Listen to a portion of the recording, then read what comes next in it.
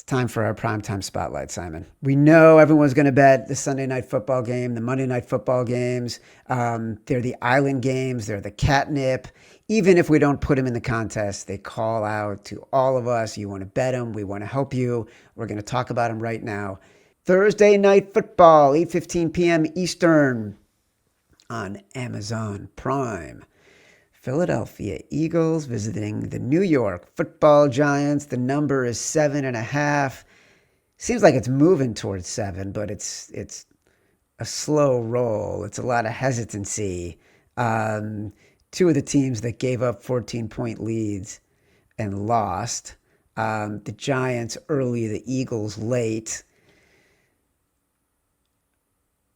Give me your take. I got thoughts, but I kind of want to hear where you're at.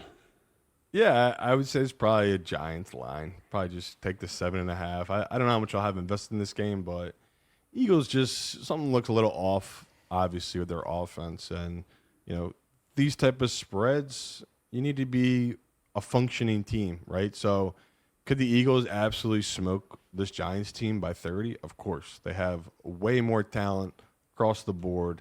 This is not the best matchup, obviously, for Jaxson Dart going against a Fangs defense that's going to give them a lot of challenging looks, but it's a big number. And we've seen the Eagles struggle this season to really put up a ton of points offensively or just be consistent. So, for Eagles, this is a get-right spot. Public will come in on them. This will be just like the Rams last week. This will be in every teaser, every money line parlay. This will be a heavily bet team, Eagles money line especially. So I thought the 7.5 would just hold because of that. Like, so many people are going to do their 6.5 points, 7 point, 6 point teasers. But like Chad said, I think this will get driven down by professional money because of that hook and just the fact that this Eagles team is perceived to struggle closing teams out. And on a short week, like we've seen, they could have random injuries that we just don't know about, and guys might not play. Like Saquon could miss this game because he's got a bad knee. No one really knows because it's such a short week. So it's tough picking these Thursdays games, especially when you just don't have an injury report here early Tuesday morning. But for me, just going off the number, I'll take the 7.5 with the Giants for now. Yeah, look, Landon Dickerson, we don't know his status for this week. I think that had an impact last week in sort of how the Eagles were able to protect against the Broncos. I think on the field, it's kind of a weird matchup. Like, there's so many ways in which the Eagles offense, as bad as they've been, they actually rank really high in all the advanced analytics. They're also excellent in the red zone, and the Giants defense is terrible in the red zone. And like you said, it's, Vic Fangio against Jaxson Dart. Like, their pass rush for the Giants is very inconsistent. Is that a chance for the Eagles to, as you just mentioned, in a get-right spot? Tricky one. I don't love it. I don't like either side. Fair. Detroit at Kansas City. Kansas City is a 2-point favorite. It's Sunday Night Football.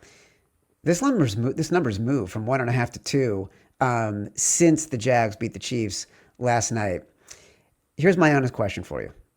Do you believe everything is back to form with the Chiefs and the Lions? Meaning Kansas City is the team that can score at will. The offense is rolling. The defense is rounding into form. They're going to be one of the top T3 teams in the AFC. Do you believe the Lions have picked it up where they left off last year and that week 1 game against the Packers was an aberration? Is that where we think these two teams are right now? Yeah, I'd say it's a fair assessment. So I think we have a legit rock and hard place here because Jared Goff, and we'll talk about this throughout the week, he's a covering machine except when he's on the road on grass. And Mahomes is a covering machine as a favorite of less than 3. I know, I said it. I hated it. I saw what was going to happen Sunday night, and I hate it, where it's like, me and Chad are going to have to be on the Chiefs. This will probably have to be in our contest, and it's I know. But the books keep putting us in these positions. It's like they keep undervaluing this Chiefs team in certain spots, especially at home. Feels like it's no different than that Ravens game, where it's like the public is going to totally believe one side and not trust or believe in this Chiefs team, where we said it, even when the Chiefs were at their lowest point, the books had held firm. It felt like I think 10-1 or 11-1 I saw for Chiefs Super Bowl odds. That was pretty impressive when you look back on this team that was like totally dysfunctional, falling apart. But like you said, they're getting pieces back. Like Worthy, he's still not right. Like that ankle kept Yeah, popping that up in ankle that looked game, bad. and that is an issue. But this is their last game before Rice comes back, so some people might not want to bet this because of that, and they're like, well, I still think the Chiefs have a ways to go. They're not fully formed yet. I still think it's going to hamper their offense. That's fair. But this just feels like a Chiefs spot playing against a Detroit team that has been rolling, but like we said, who have they really played? They have not faced a comparable defense at all. And, as good as the Browns are defensively, you saw that turf. It's just different. You're on a track, and that's what this Detroit team is. They're just all these little speedsters. So I'm excited to see what their identity is going to be this game, because Detroit, to win this game, this will be a Montgomery-Gibbs game. Like, can they run the ball down this Chiefs team's throat and control the clock and the ball and not let Mahomes get into rhythm? Because we've seen it. Like, when Mahomes gets in a rhythm like he did against the Jags, what was that, 14 points, it felt like in a blink of the eye. But once they had him off tilt a little bit, had him on the bench for a while, you saw he just never got back into sync in that game. So, this is a Chiefs number. It's still 2 at Hard Rock, so I'm going to still grab it. I really did think this one was going to flip. I thought, even especially after they lost, I was like, oh, my God, the public's the professionals. They will come in so heavy on this Lions team without looking at the numbers that every week the Chiefs, you want to talk EPA per play, their EPA per play has gone way up over the course of the season. Defensively, I still actually have some questions about Spags and this defense. They don't look as fast getting to the ball. I know everyone saw the Chris Jones film on that final touchdown of Trevor Lawrence, of him walking around, like, disinterested, not looking lost. But I don't know. I'm not trying to take too much away from that one play. And if anything, it's going to have him be even more fired up, motivated in this game, Chris Jones. So, this is pretty wild spot. Like, short week for the Chiefs. I just can't believe it. This number is what it is. Like, again, trying to trust the numbers, and this is a Chiefs number to back this Chiefs team here. But I'm not going to lie. It feels like every ounce of me wants to be on Detroit and believes more in Detroit right now. But it's like I'm clearly missing something that professionals and bookmakers alike are seeing on this Chiefs side. Well, look, the number as we're talking is moving from 2 to 2.5. Yeah. So who knows? Maybe it's just going to get to 3, and at that point we want to play the Lions. But I don't know that we have to commit to it right now, because I can't do it to the people. I gotta tell them, you just gotta take the Chiefs here. There's just something fishy going on with this line, and don't try to be. You're not smart in the books. Don't take Detroit. Something's going on here. So you're saying the books even if it gets are to 3, moving I wouldn't take Detroit. I know something's going on here, brother. I don't know what it is. I'm gonna try to get to the bottom of it, but man, I cannot get over this. It is weird that it's moved from 1.5 to 2 to 2.5 since the Chiefs lost last night. And Detroit's taking all the money. Yeah, something's going on.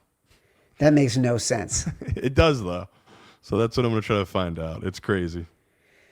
All right, Buffalo at Atlanta. Atlanta is a 3.5-point dog at Hard Rock, 4.5 at other places, and 4 at some places. Like, there's clearly money coming in on Atlanta. I know. I think the biggest factor here has to be the Bills' defense, right? And specifically their rush defense. Allegedly, Ed Oliver is coming back this week. I think that makes a big difference, really, really big difference for them. Matt Milano re-injured his pec, may not be playing. Look, the Bills at this point have given up the most rushes of 10 yards or more in the NFL. Success rate, terrible against the run. They're giving up a first down or a touchdown literally on 33% of their rushing plays. Could this be a Bijan Robinson primetime breakout domination game? The Falcons rely more on him than the 50-50 split they've been doing run-pass with Michael Penix, and get smart, keep the clock running, keep the game close. I lean Falcons here. Yeah, I like the Falcons. Like, coming in, I was like, I'd be shocked if I was going to be on them. I could see myself and my model liking the Bills, and then you dive into it, and what you just said is so true. It's like, can the Bills' defense cover these type of numbers against high-powered offenses, which Atlanta, you can have questions about Penix. When all the guys are healthy, and Penix doesn't have a terrible pass rush to worry about, he gets in rhythm. He's good. Like, you can push the ball downfield and use his weapons. And we talked about Bijan Robinson. You could say he's the top 3 running back right now in football, the way he's been playing this season. Like, he's been as good as Penix has played in certain games. The offense still runs through Robinson. Totally. So I like Atlanta. One very, very public book, you can still get plus 4.5. I think you got to grab the 4.5. I'll do it. Like, I'm with you on it. It's like, that's a key number, a big number. If I want to buy to my position later and be on this Bills side, if it does get to 3, I can do that then. But as we sit here right now on Tuesday, yeah, I'm totally agree with Chad. It feels like the Atlanta side's the right side at that number. Last game, another Monday Night Football game. The Falcons and the Bills are Monday night. The Bears and the Commanders are Monday night. Commanders are +4 or -4. This Bears game, I'm right there with you. What is this line? You can get 4.5 right now on this Bears team. It makes no sense. Another public dog that I'm worried is a trap that I'm overrating this Bears team somehow, which I don't know how I am. It's like, why is this number not 3? At best 3.5. The 4.5, it feels egregious. This total disrespect to what the Bears have done this season. Total overreaction to what Washington did to that Chargers team that we already That talked to me about. is what it is. It could be, but at the same time, the books don't overreact. So the fact they're taking all of this Bears money, like, again, it's very early in the week. I've only talked to, I don't know, say 5 bookmakers, but it's early Tuesday. All 5 said it is all Bears money, all at the 4.5. A couple moved to 4, like Hard Rock. Hard Rock has moved to 4. So at least it's moved, Chad. Because if it hadn't moved, I would have been like, oh my God. Or me and Chad just stepping in it right now. Yeah, so right. we might be, but at least we know the movement's right. We're on the right side for the number wise. I am not fully convinced in that Commanders team in any way that they should be getting this many points. This is crazy. This much of a line movement. Yeah. So yeah, we'll see. Maybe Terry McLaurin's back this week, and that's part of it because, Debo has played so well. Daniels, another week getting healthier on that knee. These are all things that are possibly that could be overlooking, but I could not believe this number was 4.5. I'm sure I'll get calls on it. I'll make sure we're not stepping in and everyone else isn't stepping in. But right now, it feels good. 4.5 feels good on an undervalued Bears team and an just overvalued Washington team right now that, these teams don't feel that far apart. I think they're completely undervaluing this Bears team. I think that, or it's really about overvaluing the Commanders. I think they just saw what we saw on Sunday. Jayden Daniels got hot at the exact right time and all of a sudden dominated against a team that just could not convert and couldn't handle the pressure because they had no linemen. And that was the end of it. So I think you're getting a little bit of value here, which is why I'm liking the Bears.